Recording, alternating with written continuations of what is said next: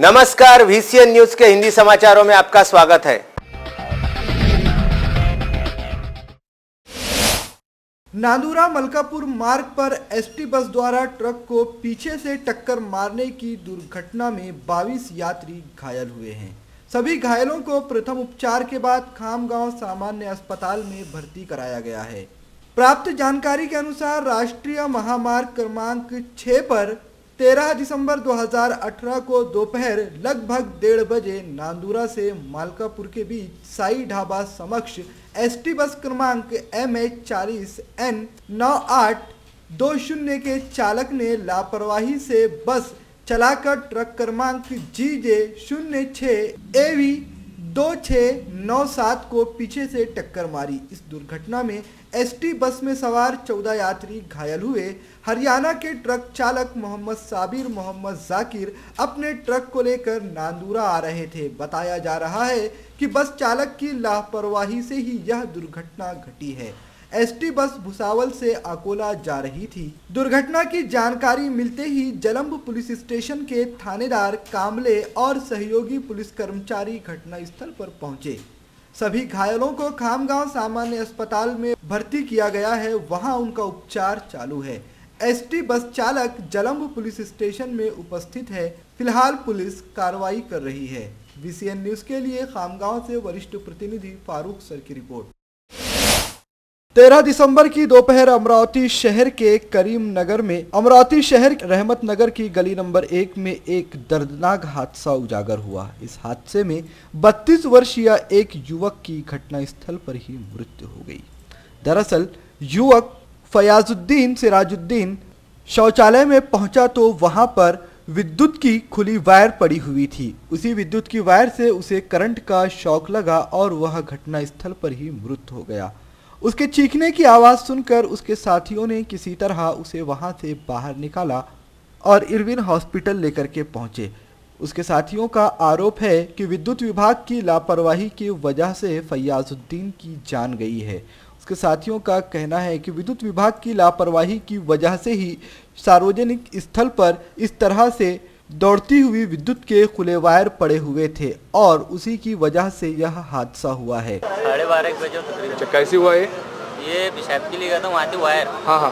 वो main line के wire है कि कौन से वायर है, ये पेशाब हुआ तो वहाँ पे गिर गया डायरेक्ट। पेशाब भी नहीं किया, डायरेक्ट गिर गया। तो चीख मारा उसने, तो हम भागे। हमने उसको पैंट पकड़ के खींचा। मैंने उसको खींचते थे, मैंने उसको हॉस्पिटल लाया। कौन से एरिया का रहने वाले भैया? ये रहमत नगर। अच्छा। ये होंगी 27-28 साल। 27-28 साल।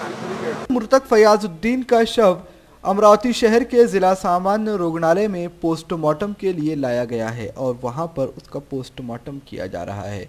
पुलिस ने घटनास्थल पर पहुंचकर पंचनामा कर लिया है और आगे की कार्यवाही जारी है।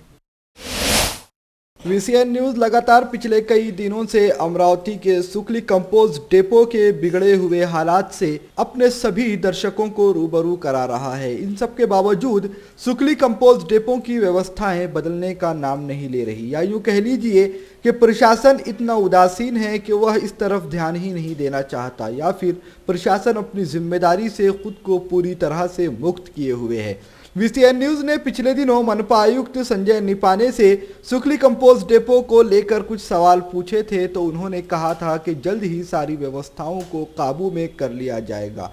लेकिन हालात दिन ब दिन बद से बदतर होते जा रहे हैं। हालात सिवाय सुधरने के बिगड़ते हुए ही दिखाई दे रहे हैं।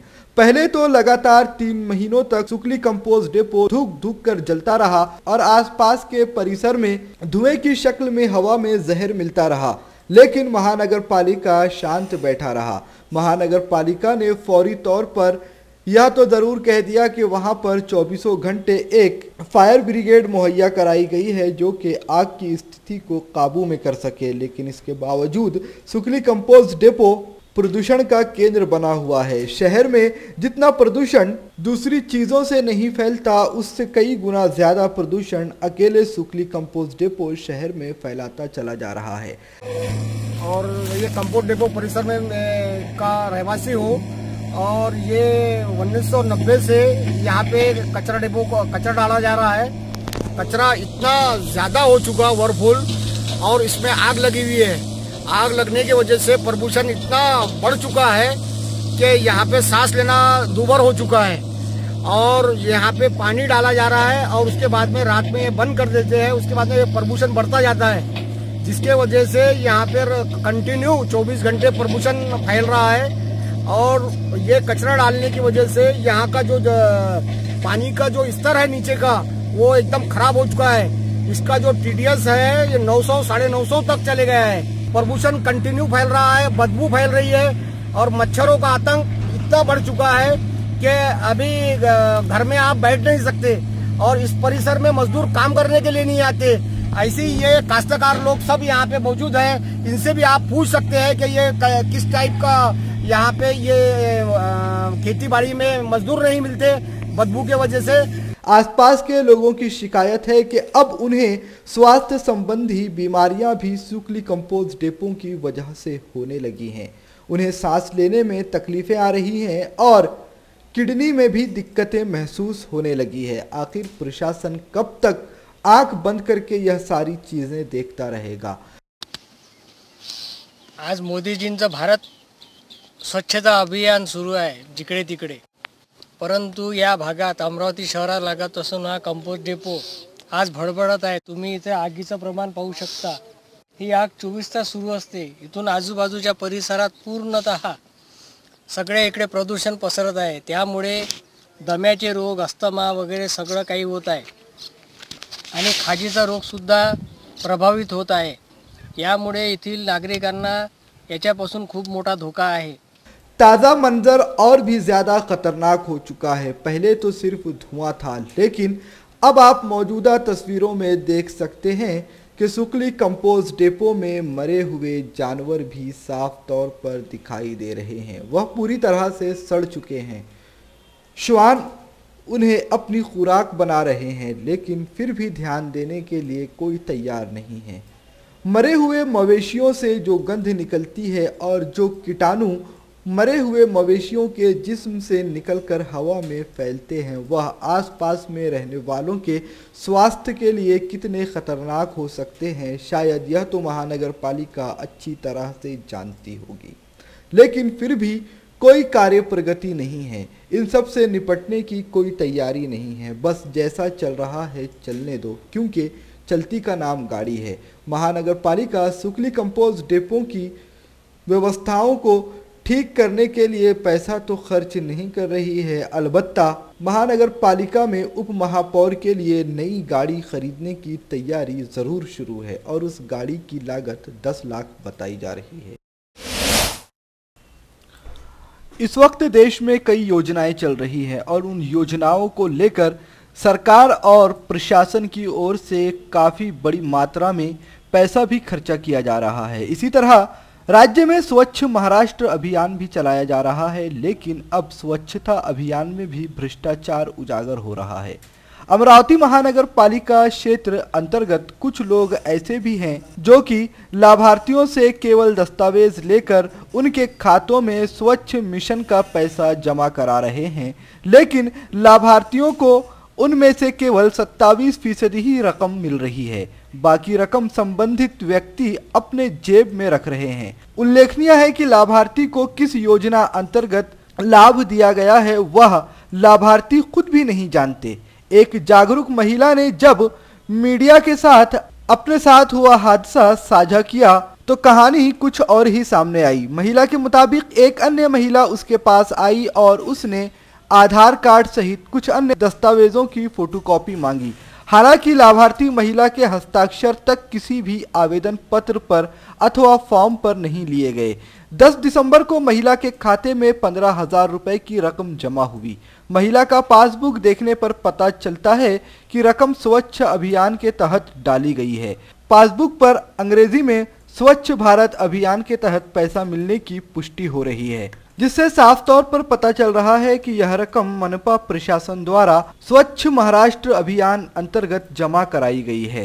हालांकि महिला खुद भी नहीं जानती है कि यह रकम उसे किस योजना अंतर्गत दी गई है। दस्तावेज लेते समय शर्त यह थी कि महिला को इस रकम से केवल 4,000 रुपए अपने पास रखने होंगे, बाकी रकम संबंधितों को लौटानी होगी। इस तरीके से लोगों को शिकार बनाने वाले लोग ज्यादातर स्लम एरिया में ही सक्रिय रहते हैं।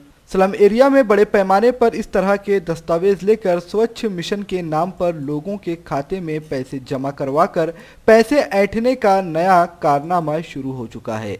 भ्रष्टाचार से अब स्वच्छ मिशन भी बच नहीं पाया है। इस मामले का खुलासा होने से मनपा के दामन पर एक बार फिर छींटे उड़ने लगे हैं। इस प्रकरण के सामने आने के बाद महानगर पालिका आयुक्त संजय निपाने ने कहा है कि मनपा प्रशासन स्वच्छता अभियान को लेकर गंभीर तरीके से काम कर रहा है।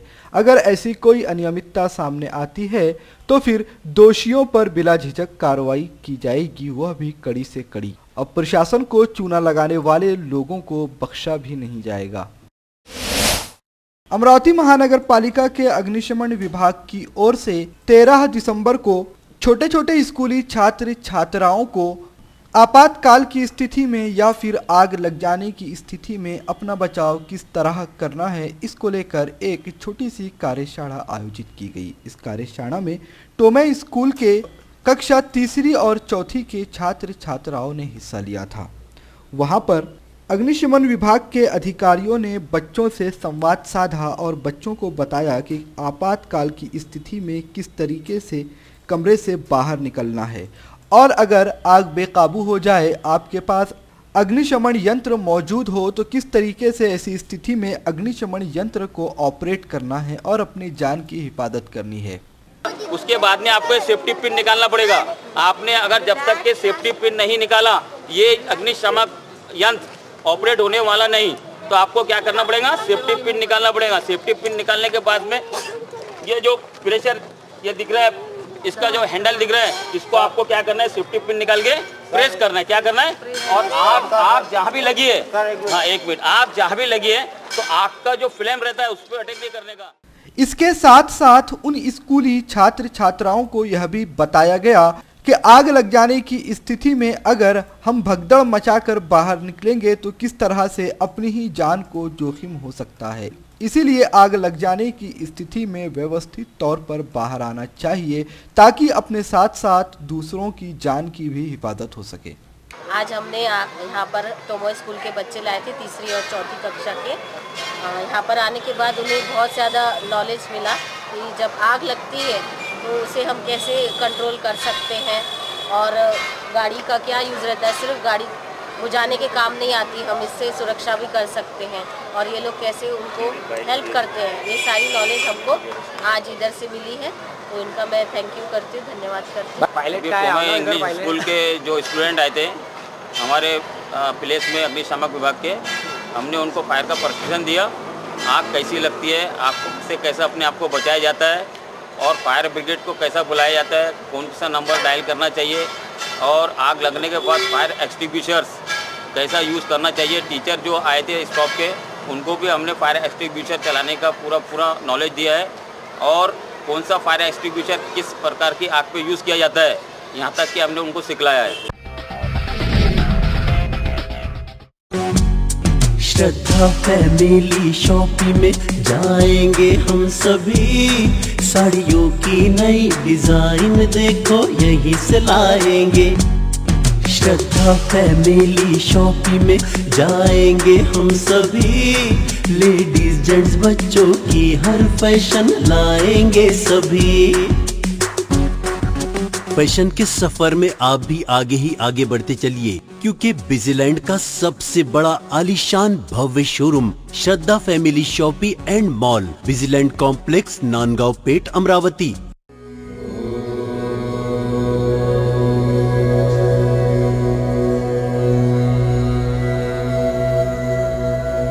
संवाद ज्योतिष एवं आध्यात्मिक अनुसंधान केंद्र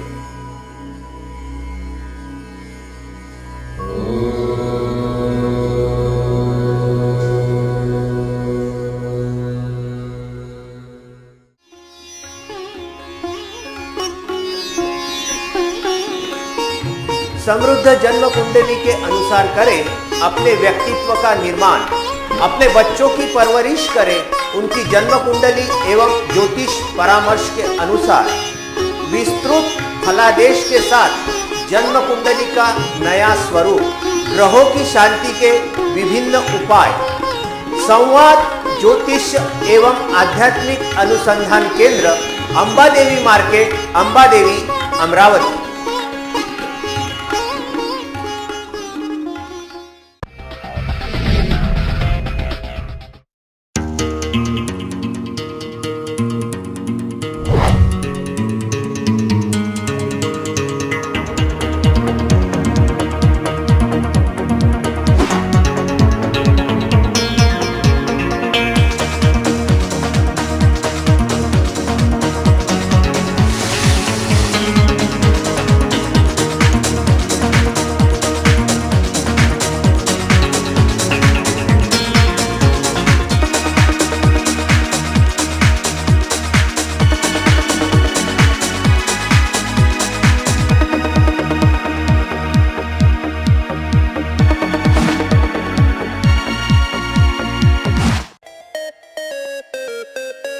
विदर्भ का सबसे बड़ा शोरूम बिजीलैंड में Aradhana wholesale shopping mall, wholesale rate में रिटेल बिक्री।